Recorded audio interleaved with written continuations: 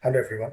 I'm pretty sure that all of you have heard about Illumina next generation sequencing because currently it is one of the most famous sequencing techniques there is. Now, Illumina sequencing is not that straightforward. Those of you who knows. So there are some concepts which are very confusing in Illumina sequencing, which I'm going to describe today.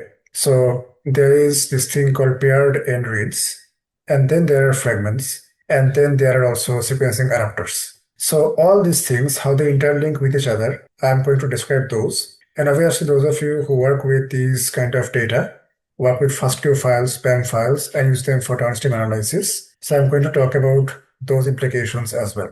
So let's dive in.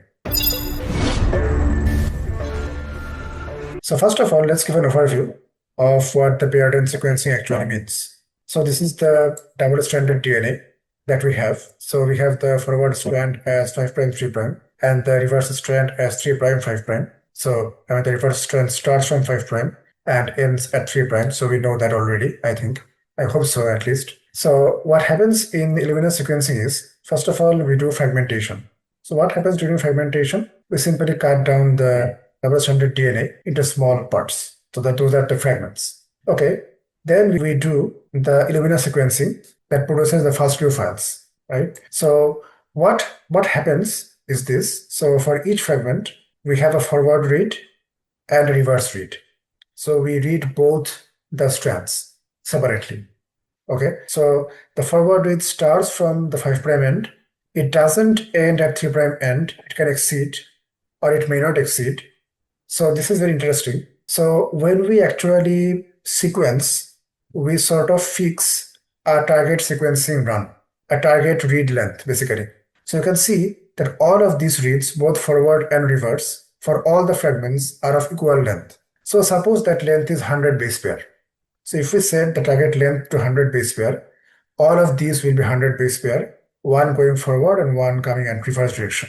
Now, obviously, for the longer fragments, it is pretty clear what will happen because the forward read will be basically the string, the ATCG string, and that is coming from this portion of the fragment.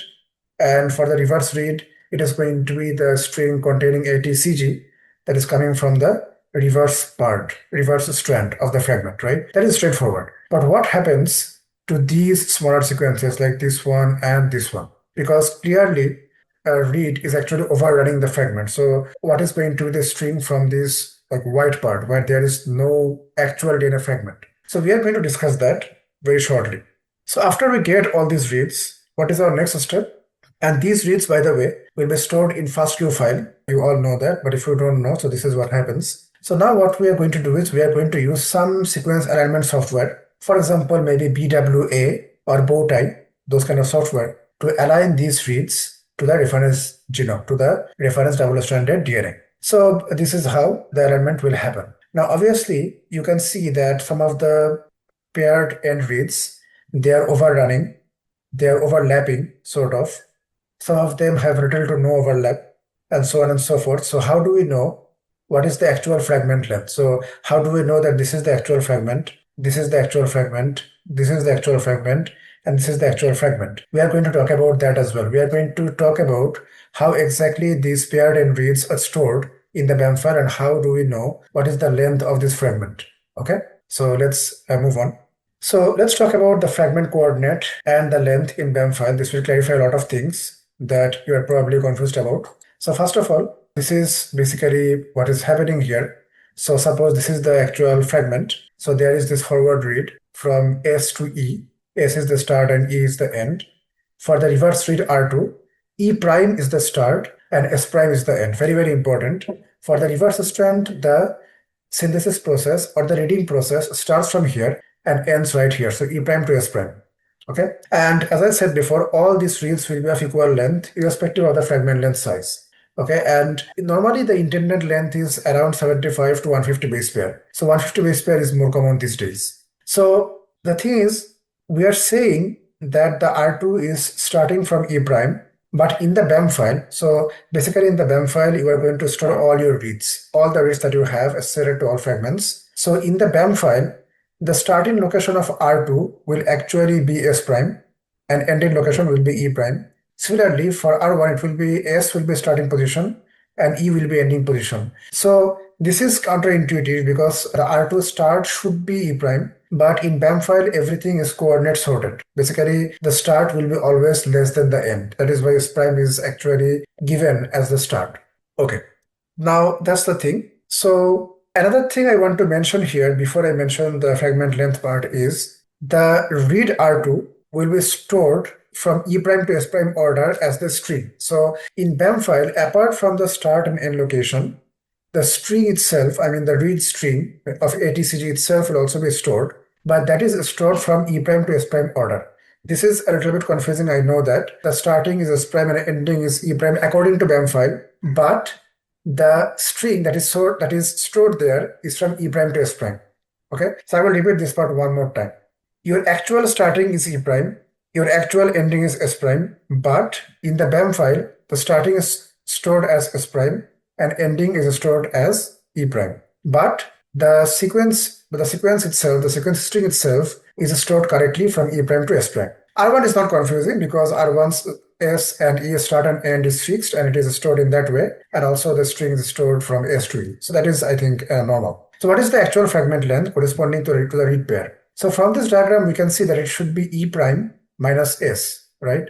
And that is actually what's happening here. So it doesn't matter what your fragment length is. It doesn't matter whether it is short or long. Always the fragment length is going to be E prime minus S. Now this fragment length will be stored in both R1 and R2. In R1, it will be plus E prime minus S. So it will be a positive fragment length. And in R2, it will be minus E prime minus S. So if this fragment is of length, say 200 base pair, then R1 will have 200 and R2 will have minus 200. Okay, that is how it is stored. So let me show you two more examples. For example, in case of this short fragment, if you do E prime minus S, it's still going to be correct. In this long, very long fragment, if you do E prime minus S, the fragment length is still going to be correct. Okay, now let's try to answer the question, what happens when the read actually overruns the fragment? So what is there in this part which is not covered by the fragment? If we want to understand this part, we have to understand a bit about Illumina sequencing adapters. So let's talk about that very briefly. So if you want to know more about the flow cell, the synthesis, the sequencing by synthesis of Illumina, there is a link in the description of this video where I have talked about in detail about Illumina sequencing. It's explained crystal clearly. So you can actually follow that. But if you don't want to do that, if you just want to understand the concept, then this is enough for you. So this is the actual DNA fragment, DNA insert. So as we know, so I mean, R1 is the forward read and R2 is the reverse read, like this. Now you understand that in order for R1, in order to actually read R1, or in order to read the string ATCG using R1, we need to have some process. Right, so that process is actually the process of synthesis. So we have to synthesize the complementary strand of each strand, and we have to sort of record, I mean, which complementary bases are actually getting synthesized. Okay, so I'm not going to talk about the details here. Now, the main thing is, the main point that you need to understand is this synthesis process. In order for the process to start, we need to have a certain pattern right here for the enzyme to start the synthesis process. And that pattern is the synthesis primer.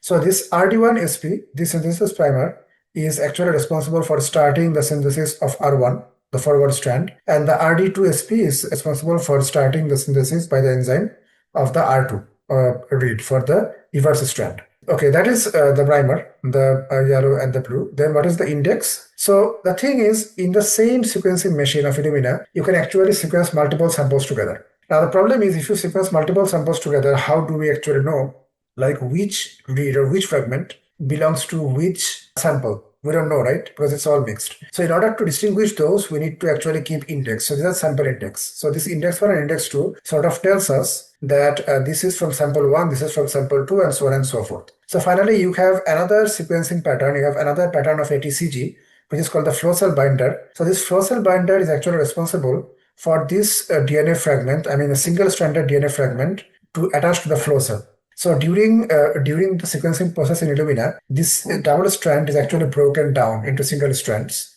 and they have to attach into some flow cell, and that attachment is performed using the flow cell binder pattern. So this one, you can think of this for the forward strand and this one for the reverse strand. So again, how this thing happens and why this Illumina sequencing video, you can check that out in the description.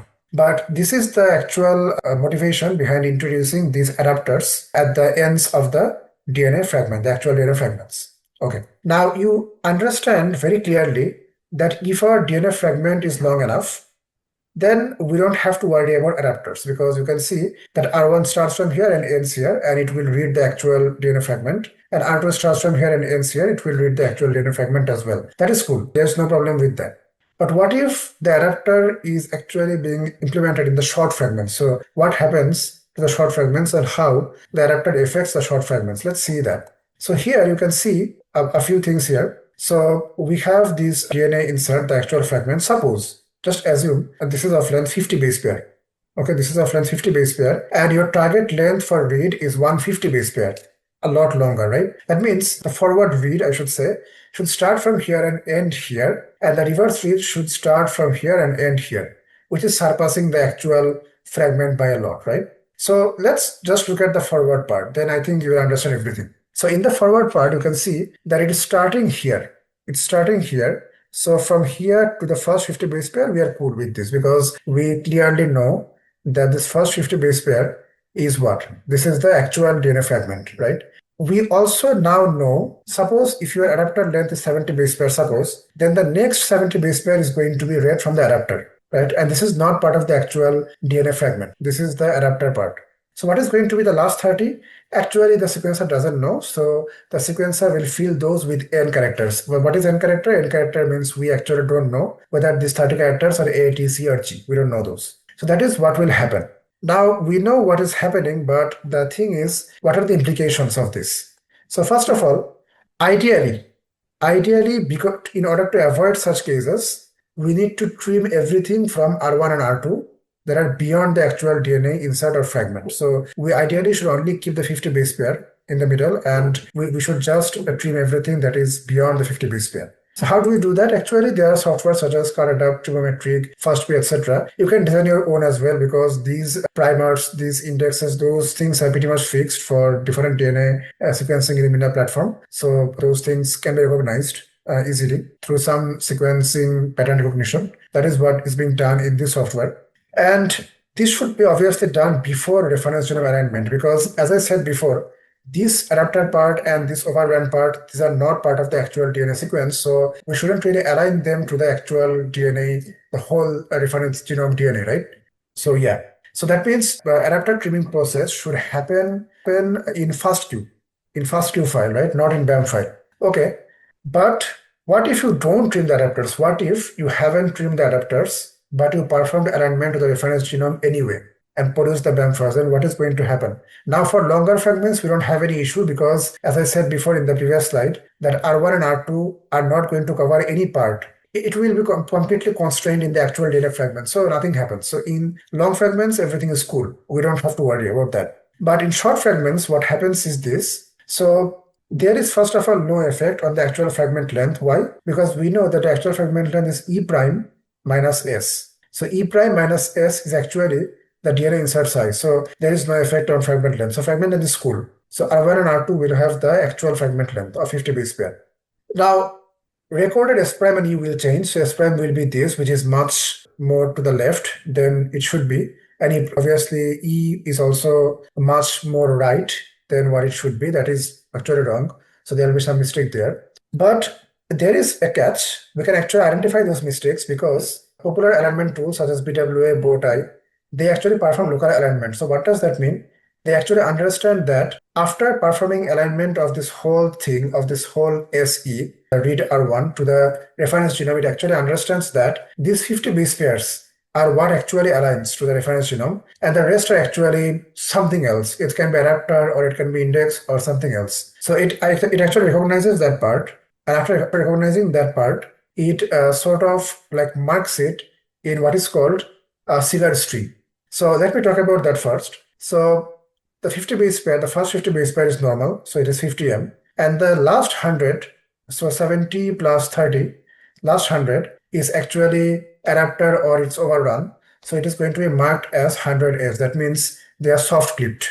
Soft clipped meaning that they actually are not part of the actual reference genome, most likely. That is what these aligners are actually telling us. Another question that can come to your mind is, if we don't trim adapter and if we do sequence alignment, then does it actually put a negative effect on the MapQ score, the mapping quality, right? Because obviously we may think that the aligner is not going to be able to map read R1 properly to the reference genome, right? Because you can clearly see that the 100 base pair, the rightmost 100 base pair here is not part of the reference genome. So how do we even align that to the reference genome? Actually, it doesn't matter. As I said before, it only performs local alignment. So it understands that this first 50 base pair is what's aligning, and the actual score, the mapping quality score, is calculated based on that part only.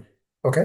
So those are the implications you need to actually know. So about adapters and the paired sequencing and the fragments. So that is all about this video. I think this was a confusing topic, so I wanted to clarify these things. So thank you everyone. If you like the video, feel free to subscribe and share the video. And we have a donation link in the description. You can donate to our channel for more videos like this. Thank you very much.